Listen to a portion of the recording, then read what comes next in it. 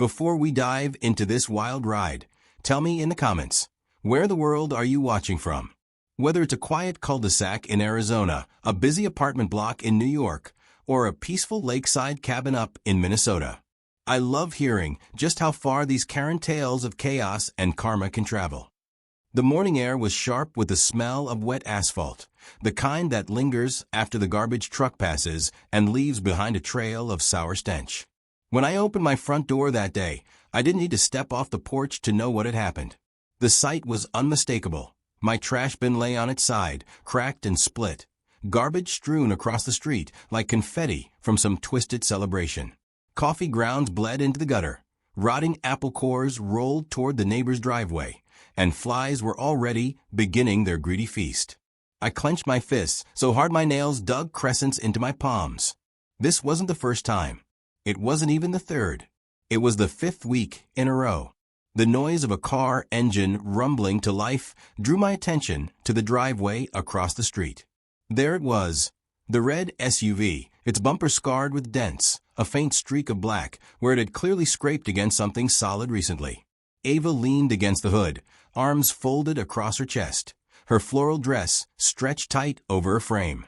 Her son, Jason, barely 19, sat behind the wheel, grinning like a child who had just stolen cookies. My gut twisted. It wasn't suspicion anymore, it was certainty.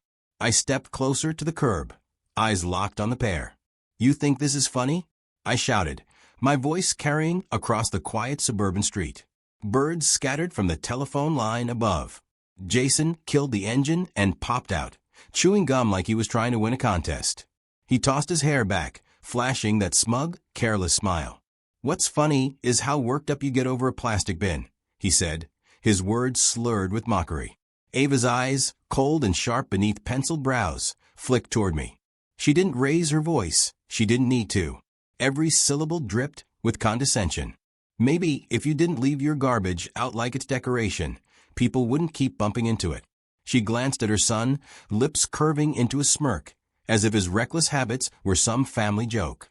My pulse pounded in my ears. "Bumping into it? Don't play dumb, Ava. There are tire marks on the curb. Paint chips from your car. How many times do you think you can get away with this?" She straightened, chin lifted high, like a queen insulted at court. "Oh please. You don't own the street. If your little trash toy can't survive the real world, maybe it belongs in the dump with the rest of your junk." Jason laughed, a short, sharp bark that echoed down the block.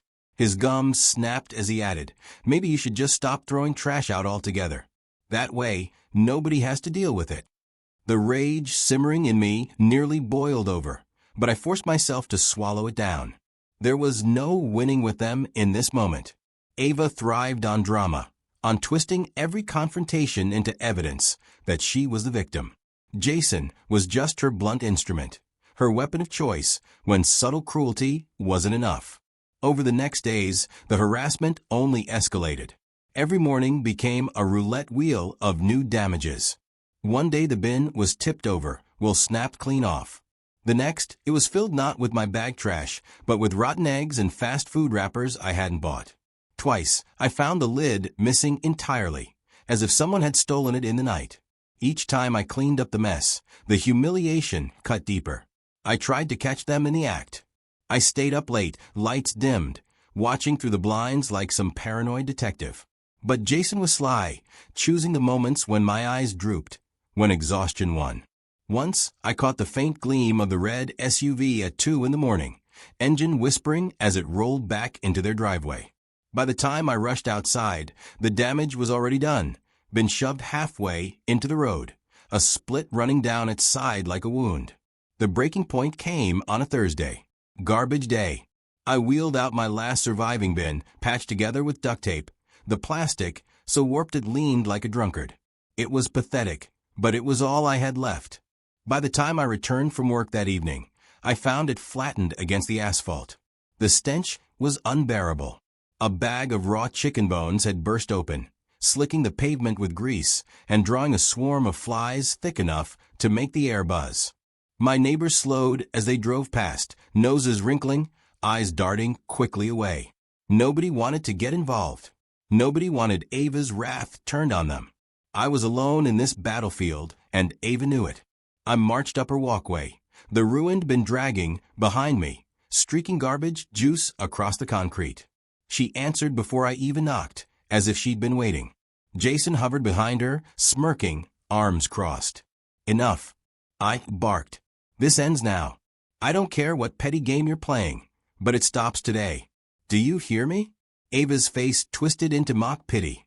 Oh, honey, she said, voice sugar-sweet and venomous all at once. Maybe it's time you stop blaming others for your little messes. Ever thought about that? She leaned closer, lowering her tone to a hiss only I could hear. It's just trash. And honestly, maybe that's exactly where you belong. She slammed the door, and the sound reverberated through the hollow space in my chest. Jason's laughter echoed from inside, cruel and triumphant. I stood there, fists shaking, heart racing. The humiliation burned hotter than the anger. For weeks, I tried to play by the rules. I'd reasoned, complained, even patched together what was broken. And for what? So they could keep grinding me down day after day? As I dragged the mutilated bin back across the street, my eyes caught the faint glow of the setting sun, reflecting off the red SUV parked smugly in their driveway. The very weapon they'd used to terrorize me was sitting there, gleaming, daring me to push back. I stopped halfway to my garage, pulse settling into something colder, sharper. My patience wasn't just frayed, it was gone. What they had mistaken for weakness had only been restraint, and restraint had finally run dry. I looked at the scattered garbage, the cracked plastic, the streaks of filth marking the pavement like scars. Then my gaze lifted back to that SUV, to the smug laughter still drifting from behind Ava's walls. A plan began to take shape. Not a loud one, not a reckless one. Something quiet, calculated. Something they would never see coming until it was too late. For the first time in weeks, the anger didn't feel like a weight dragging me under. It felt like fuel, and I knew exactly where to burn it. The war over trash wasn't ending. It was just beginning. Sleep came in fragments after that night, short bursts of restless dozing interrupted by visions of Ava's smirk and Jason's laughter. When dawn finally arrived, I sat at my kitchen table, a cup of coffee cooling untouched in my hands, staring out the window at the cracked remains of my bin. Something inside me had shifted. I wasn't just a man under siege anymore. I was a man preparing for war. I spent that morning glued to my computer, scrolling through catalogs, forums, and even municipal supply sites. There it was, buried between dull listings for public park equipment and city maintenance tools. A reinforced, industrial-grade trash container. Steel-plated sides, bolted lid. Weight so heavy it would take a forklift to budge. It looked more like a vault than a garbage bin. The price made my stomach tighten. But money felt insignificant compared to the satisfaction of ending Ava's little crusade once and for all. Ordering it was the easy part. The harder part was waiting. Days ticked by with the usual routine of harassment. Jason casually shoved my broken bin into the street like a toy. Ava stood on her porch with arms folded, whispering to a neighbor who nodded too quickly, eager to escape her orbit. Their confidence only deepened my resolve. If they thought I would crumble, they were about to meet a version of me they had never expected. When the delivery finally came, it was close to midnight. I'd arranged it that way deliberately. The truck pulled up with headlights dimmed, the driver muttering about strangest order he'd ever dropped off. Together, we heaved the beast of a bin onto my driveway. Its surface gleamed faintly under the streetlights, metallic and unyielding. The sound it made when I tapped the side was like striking a bell, deep, resonant, promising. I worked in silence, tools spread out across the driveway. The whine of a power drill split the night as I secured bolts into the concrete, anchoring the base so firmly it felt like it had grown roots into the earth itself. Sweat ran down my temples, mixing with dust, but I didn't stop. Every turn of the wrench was a vow. Every anchor hammered into place was a message to Ava and Jason. You will not break me again. Curtains fluttered across the street. I could feel their eyes watching, even if they didn't step outside. Ava's silhouette shifted in the upstairs window, her arms folded, her stance unmistakably irritated. Jason's shadow darted behind her, restless and eager. Let them watch. Let them imagine what I was building. They wouldn't understand until it was too late. By the time I wiped the grime from my hands and stepped back, the bin stood like a sentinel at the edge of my driveway, immovable, waiting. I couldn't help but smile, a small, grim curve of satisfaction. For the first time in weeks, I felt the balance of power shift. The next morning, the sun rose soft and golden, lighting up the metallic bin like a monument. Ava spotted it immediately. I was sipping coffee on my porch when her screen door slammed, the sound sharp as a gunshot. She stood there, floral dress flapping in the breeze, Jason slouching at her side. Her lips twisted into a mocking grin. "Really?" she called out across the street. "That's your solution? Buying yourself a shiny new toy? You think that's going to change anything?" Jason smirked, stretching like a lion waking from a nap. "Bet it's just as flimsy as the last one," he said loudly, his voice carrying. "We'll see how long it lasts." I didn't answer. Words weren't necessary anymore. I just leaned back in my chair and raised my mug in a silent toast. That small act of defiance lit a fire in Jason's eyes. He wanted to win, to prove himself.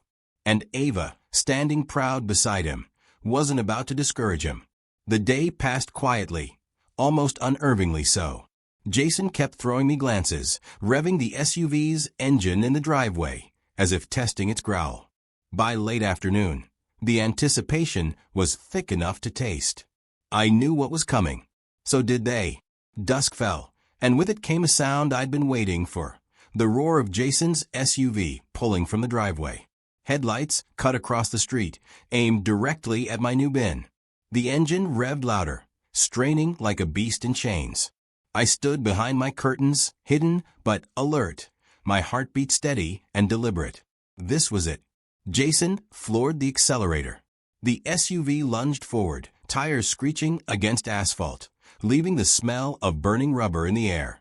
The moment stretched, a breathless second where machine and arrogance collided with inevitability. Then came the crash. The sound was catastrophic, metal against steel, glass shattering, the shriek of bending parts. The SUVs had crumpled inward like paper, the windshield spiderwebbed instantly, airbags detonating with explosive bursts of white. The reinforced bin barely shuddered, standing tall, unmarked, while the SUV groaned in defeat, smoke curling from its crushed front end. Jason's scream followed, muffled but panicked. The driver's door slammed open, and he stumbled out, face pale, a thin line of blood trailing from his nose where the airbag had slammed him back. He staggered, wide-eyed, looking at the undamaged bin as though it had betrayed him. Ava's voice cut through the chaos. She came running from her porch, shrieking his name. Her sandals slapped against the pavement, floral dress flaring as she reached him. But the moment she saw the scene, her son's wrecked SUV, the untouched fortress of a bin, her face twisted into something even uglier than fear. Rage. She spun on her heel, eyes blazing, locking onto me where I now stood openly on my porch. "You," she screamed, pointing with a trembling hand. "This is your fault. You set this up. You'll pay for this." Her accusations echoed down the street, but she wasn't speaking to me anymore. Neighbors were emerging from their homes, phones in hand, filming every second. Whispers turned into laughter, then into open jeers. Someone muttered, "About time karma showed up." Jason slumped against the side of the SUV, humiliated, while Ava shouted at anyone who would listen. The police arrived minutes later, lights flashing, sirens wailing through the suburban calm. An officer stepped out, clipboard ready, his calm tone slicing through Ava's hysteria as he asked questions, measured skid marks, examined the wreck. I didn't need to defend myself. The scene spoke louder than words ever could. My bin was untouched, securely mounted, perfectly legal. Jason had driven recklessly into private property. The law was clear, and for once, it wasn't bending to Ava's theatrics. I watched from my porch as the officer jotted down notes. Jason kept his head bowed, and Ava's voice grew shrill, desperate. Every protest she made only drew more chuckles from the gathered neighbors. Their power was crumbling in real time, slipping through their fingers like sand. But I wasn't celebrating yet. This was only the beginning. The crash was a spark, but the fire that followed would burn them in ways they hadn't even imagined.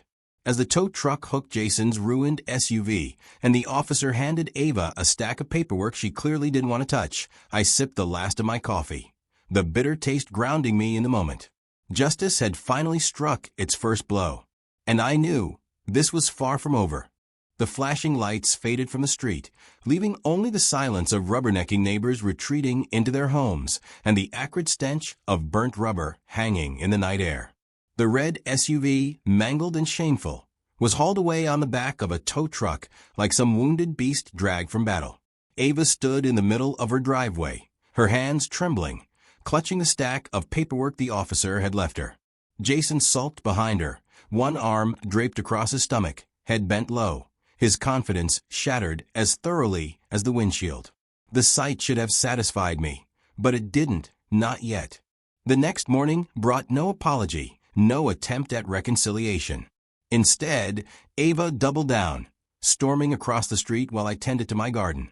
Her face was red with fury, voice loud enough to draw the blinds twitching in half a dozen windows. "You think you've won?" she spat, each word sharpened by venom. "This isn't over. You set a trap. You'll pay for this." I didn't look up from trimming the hedges. "Ava, your son drove into my bin. That's not a trap. That's called reckless driving." She scoffed, the sound bitter and hollow. "Everyone knows what you did. You wanted this to happen." For once, I let myself smile. "You're right. I did." Her mouth opened to retort, but no words came. She stood frozen, realizing she had walked straight into the admission she was trying to weaponize. Across the street, a neighbor raised their phone, recording. Ava noticed, turned pale, and hurried back to her porch with Jason trailing behind, muttering under his breath. By afternoon, clips were already spreading online. One neighbor had caught the entire crash from their upstairs window, the video showing Jason's SUV launching toward the bin, the screech of tires, and the brutal stop as metal crumpled. Another had recorded Ava's tirade afterward, pointing at me, shrieking accusations while her son stumbled with blood still fresh under his nose.